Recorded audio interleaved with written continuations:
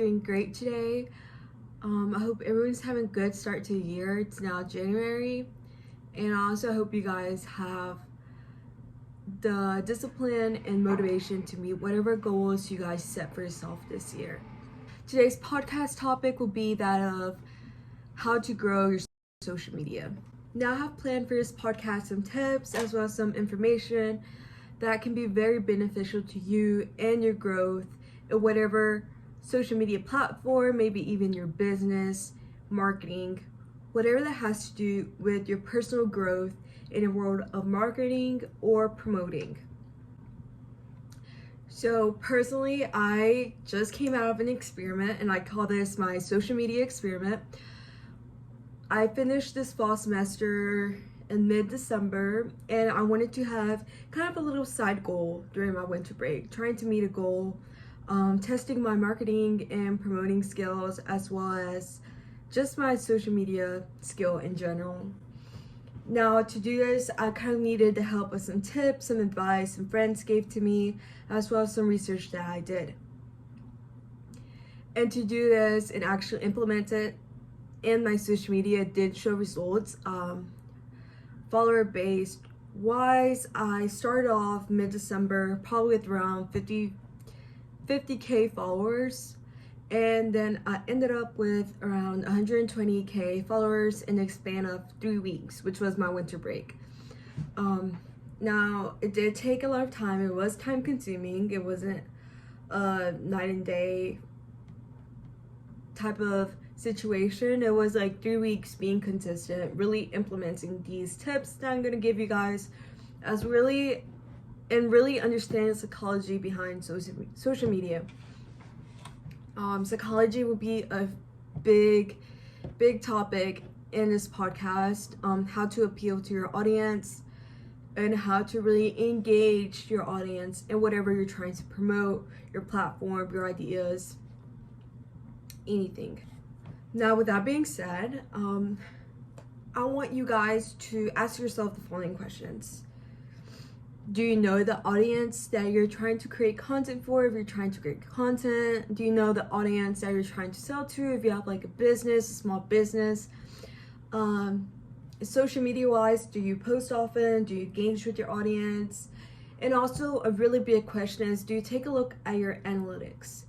For those that don't know, social media analytics is basically showing you how well posts are performing, engagement, impressions. It can even go with the number of likes, comments, but what's really important is seeing the impressions, the engagements, accounts reach. It's the big picture of how well is your social media doing. And many people overlook the professional dashboard on top of like your Instagram, for example, or maybe your TikTok, whatever platform you have. Those are important. Like, they're not just random numbers. They're numbers of how well your platform is doing.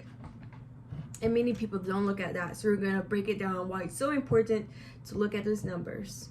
Also, consistency is very key, not only for like social media growth, for anything in life.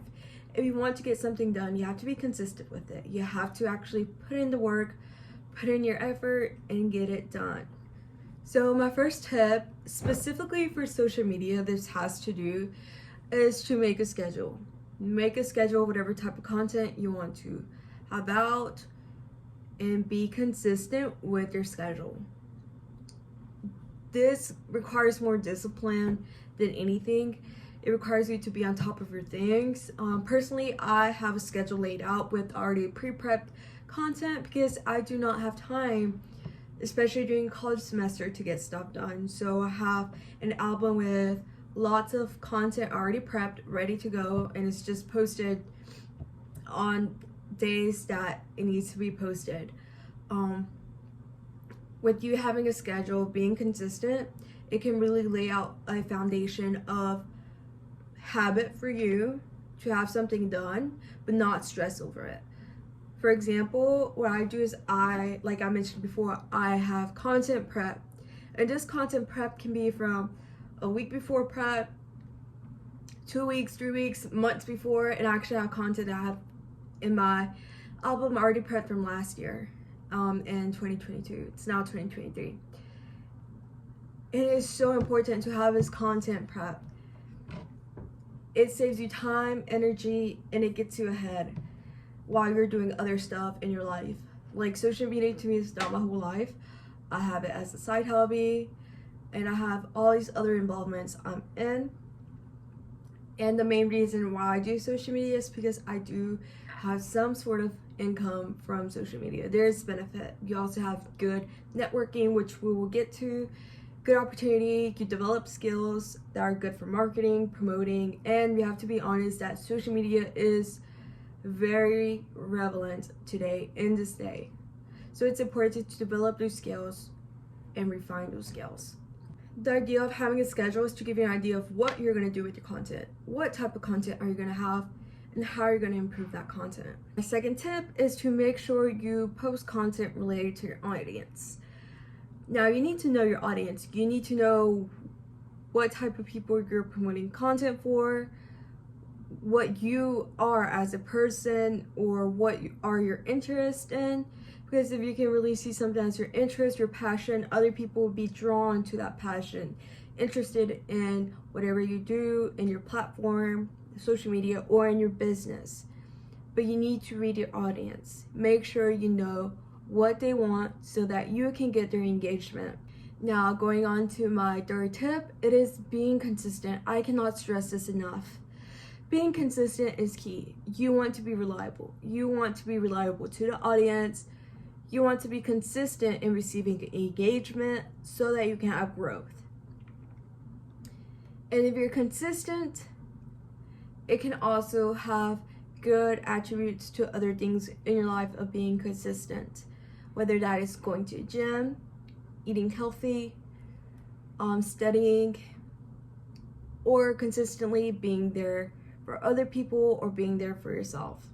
Consistency is such a good attribute to other things in life that it's not just social media. My fourth tip is to participate in trends in social media. Now, this can be hard if you already have stuff pre-prepped. It's not like outdated. It's like a little outdated maybe on trends.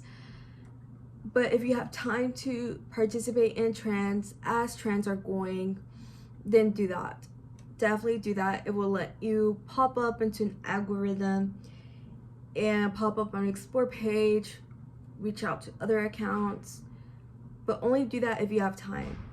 Only do trends if you have time. My fifth tip is to read your analytics. I cannot stress this enough. I have a job with Duke Student Affairs, and Duke Student Affairs, I help run their Instagram, as well as just create content to share information on campus to other students about what's going on at Duke. And part of my job also is not just creating content, not just creating videos for Duke Student Life, but also making sure I know the analytics. I literally have spreadsheets where I'll fill out our Twitter, TikTok, Instagram analytics of Duke Student Affairs, and really look at what posts are doing well with the Duke community, Duke students, what are getting them engaged, and what is not. That way we know what type of content we put out there for our audience, which is Duke students. And it's such a big deal to make sure you know your analytics. You know which post is doing well, so you can have more content that's related to that post so that it does well with engagement. You want to have engagement with your audience. You want to inform your audience about what's going on campus. So you need to make sure that you know your analytics. You know what's going on. If you don't read those numbers, which I know some people don't like reading these numbers, they don't like breaking it down, they don't like looking weeks back, months back. I know people don't like that, but it's not about what you like or don't like. This is what does well for a platform, any platform, anything. You want to read the analytics of a business, of maybe stocks, of what does well, what does not do well. You have to break it down. You have to see your past, see what does well, continue doing what's well, and cut out what does not do well. As my advice, read your analytics. I even recommend taking notes if you have to, breaking it down. Break it down so you have a plan, a refined plan of what to post, what content to create, what does well, That way you can set yourself up for success. Just read your analytics. It's not that hard. Like literally Instagram already has it out. You just choose dates. It tells you all information, impressions, accounts reached. It's really easy to do and it's so accessible. What are you waiting for? Just read your analytics and learn from them. Tip number 6. Okay, so this is more of a platform that you should use to create content. Personally, I use Canva a lot, not only for like creating promotional stuff for companies that I'm collabing with in my personal Instagram.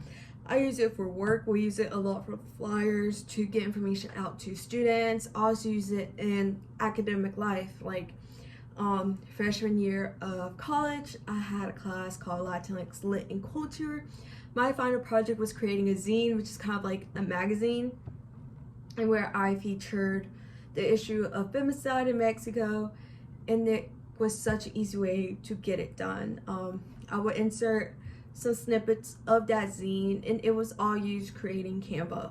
You can do anything with Canva. It's really easy, and it's free. Like, just use it. I just think it's such a good tool. Now, I would also recommend making some research on graphic design, best way to reach out to an audience, to maximize your potential. But you can educate yourself on this stuff. Don't be like, oh, I am not a creative person. You don't need to be a creative person. Canva really helps you find a template, find a style you like. Don't use that excuse of, I'm like more of a logic person. I'm not really creative. I hate when people use that because usually people are not just one thing or another. You can be both. You can be really creative, really logic based. It's not like the brain is one side, right side for creativity or whatever, left side for logic, math, like I'm right brain, I'm left brain. No, you're not right, left brain. That doesn't exist. You use both sides of your brain in everyday function. So don't close yourself down to saying I'm not creative enough to do something, I'm not logic based enough to do something, because I'm right brain, left brain, whatever that means. Okay, now getting back to marketing. My number 7 tip: if you get the chance to do collabs with other people, businesses, whatever, do those collabs. Also, keep in mind your schedule. If you just can't because your schedule is so busy, then don't. But if you have the opportunity and the time to do so, then do it. I cannot stress this enough. Collabs are a great way to network. Amazing way to network. I have met so many great people through collabs, owners of small businesses, managers of bigger companies, like really getting out to them of what type of content they're looking for, but not only that, but also just getting a glimpse into the marketing world. Personally, I am not a big marketing person. I do not plan to make that my career, my business. I am here at college for a pre-med route. Now, with that being said, that doesn't mean marketing is not a good skill to have. Marketing is so crucial. Like, it's such a good skill to have in your back pocket if you need it in the future. Don't be afraid to not get yourself into a marketing promoting world if you don't know anything about it, because if you don't try to learn anything about it, you're not going to learn anything about it in the long run. So really try to inform yourself, because marketing is everywhere. And I'll get into more detail about why marketing is so important. Say yes to collabs. Once again, I'm repeating this because it's so important. Say yes to collabs. You get the chance to do something, even if you're not comfortable, you gotta get out of your comfort zone to really grow. If you're uncomfortable doing something that's new, but that allows you to grow, why are you so scared to grow? Grow as a person. Grow in your skills. Say yes to other people, expand your network. Connections is so important. Connections is so important. Let me stress that again. Connections is the biggest beneficial thing you can have, because a network of people is a vast opportunity of opportunities. There's so many people that have knowledge, access to a lot of things in life, and networks allows you to really not only get to know people, but know of more opportunities that they may have in mind. Tip number 8 is a big psychological appeal of emotion. Whatever content you're trying to get out there, it's really beneficial to have some emotional aspect to it. Like maybe something like maybe your photography business, it's really aesthetic, really nice, and people will like that pleasing feeling your photo gives them. That is so key to your marketing. It's so important. If a person can emotionally relate to something, that can get them engaged in whatever you're trying to promote or sell. And we see this a lot in the industry, in the marketing world. Influential figures out there, like big names, have that appeal of emotion or benefit. Now, I am a big fan of papers, research-based. I'm going to pull up another paper that I thought was very important, and this is not necessarily scientifically based. It's just someone analyzing how marketing works. And this is a person that specializes in business, studies, and law. His name is Domenico Consoli, and he's from the University of Urbino in Urbino, Italy. So I really liked this paper. I came across it, and I kind of liked his ideas of analyzing psychology and emotion from a business appeal. First off, we're going to start off with this person's in the definition of emotion. I thought it was a really good definition that we could use for this podcast, so we're going to use this definition. And it is that emotions represent another form of language universally spoken and understood. An emotion is a mental and psychological state associated with a wide variety of feelings, thoughts, and internal or external behaviors.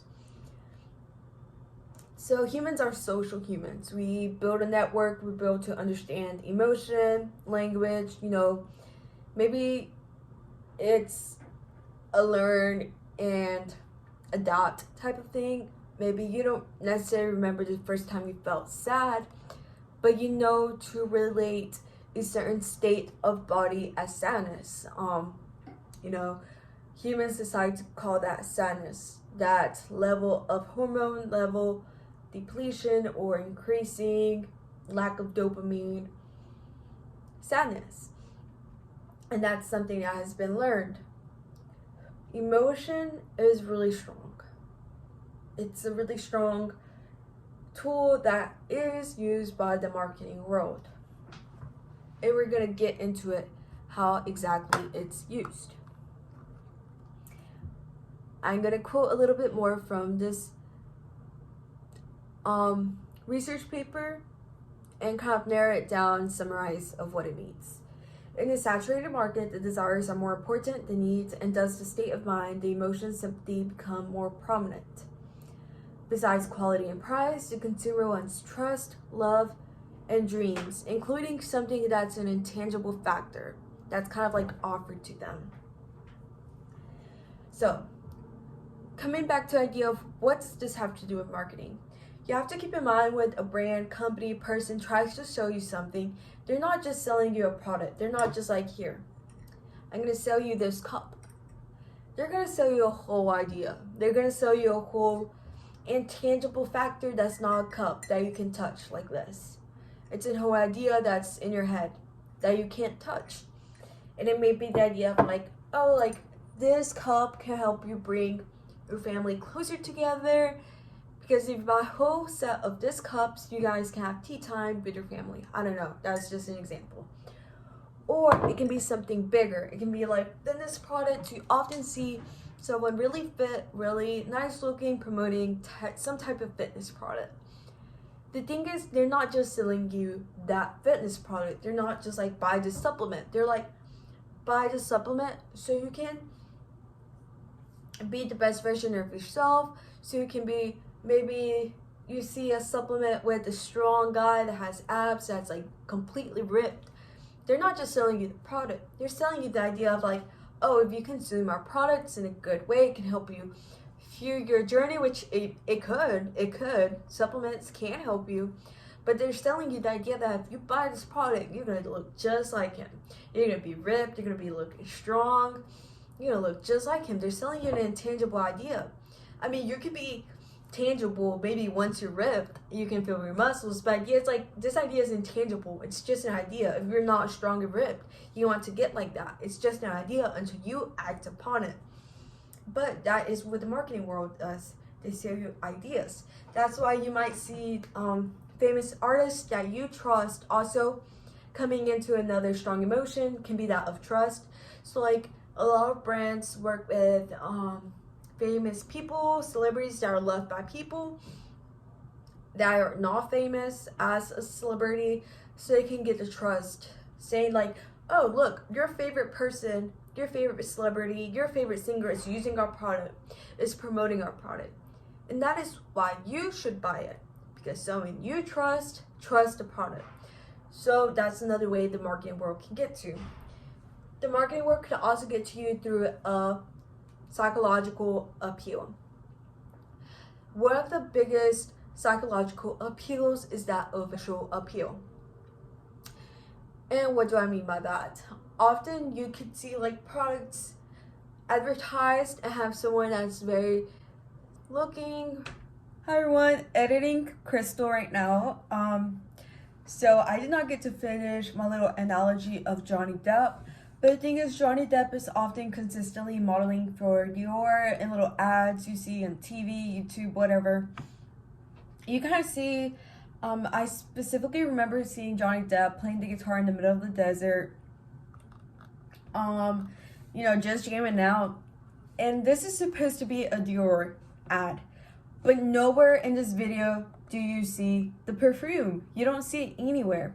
So you automatically assume, oh wow, like Johnny Depp is the face of this company, and it's not like something you do intentionally, it's something like subconsciously. Like, so yeah, that's my little spill on Johnny Depp and him representing Dior without ever showing the perfume. Like obviously maybe he's wearing it, but you can't smell it through the screen. You can't smell perfume through the screen, but you can associate Johnny Depp in this specific ad with Sauvage. I hope you guys found these tips useful. And with that being said, optimize your tools that are out there to grow whatever platform you have. Optimize the skills of science to optimize whatever platform you have. Baby, you give me ice and fire. You're giving me wind and rain. You're some kind of bird.